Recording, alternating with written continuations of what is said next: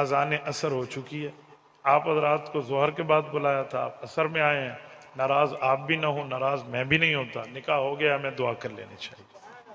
نہیں، ہنسنے کی بات نہیں ہے، میں آپ کو میراثی لگتا ہوں؟ نہیں، میں تمہیں ہنسانے آیا ہوں. انا للہ و انا الیہ. آپ نے مذاق میں بات اڑا دی.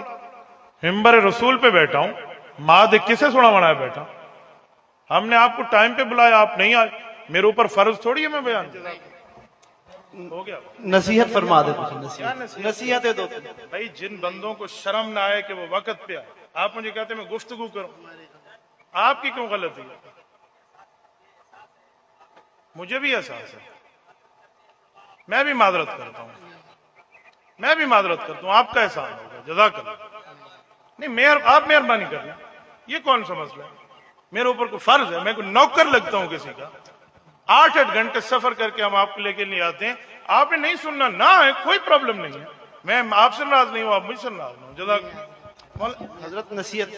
حضرت جو بندہ مہمان کے آنے کی نصیحت نہیں سمجھتا، اسے بیان سنا کے میں کھود تکوات لایا، پاگل ہم ہے، کملا کیسی بات کرتے ہیں آپ؟ یہ ایک جلسہ ختم ہوگا تمہارے سارے جلسے سدھر جائیں گے.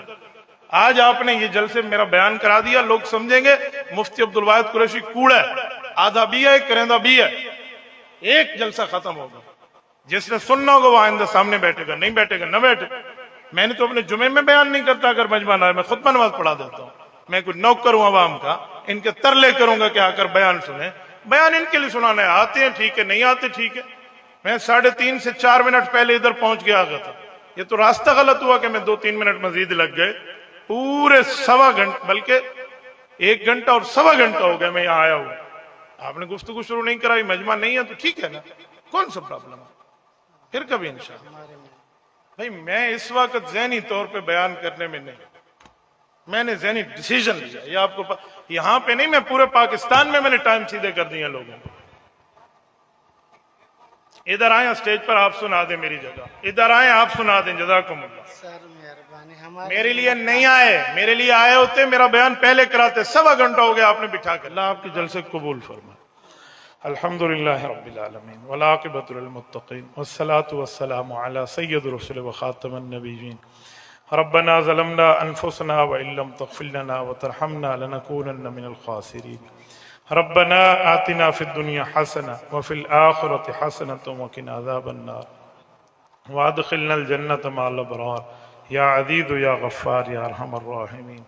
الہی آتی نفسی تقواہا وزکھا وانت خیر من زکاہا انت ولیہا ومولاہا. اے میرے مولا اس نکاح کو قبول فرما، اس نکاح پر جتنے خیریں عطا فرما، جن شرور فتن فساد سے پناہ ہے میرے مولا پناہ عطا فرما. اے میرے اللہ 2 افراد کے جوڑ کو 2 خاندانوں کے جوڑ میں مبدل فرما. اے میرے مولا 2 افراد کے جوڑ کو 2 خاندانوں کے جوڑ میں مبدل فرما کر سنت نبوی کی تکمیل کا ذریعہ بنا. اے اللہ اولاد نرینہ عطا فرما. اے اللہ اولاد نرینہ عطا فرما، بچیوں اور بچوں کی نعمتوں سے متلذذ فرما. اے میرے مولا ہمارے مجمع میں جتنے بے نکاح بیٹھے ہیں ان کو حق والے، جوڑ والے، خیر والے رشتے عطا فرما. میرے مولا نکاح کو عام فرما، زنا کو ختم فرما. اے اللہ ہمارے حضرت بھائی عبداللطیف صاحب ان کے مدرسے میں خیر برکات عطا فرما. اے اللہ جتنے دوست بیٹھے ان کی دلی جائز حاجات اور خواہشات کو پورا فرما.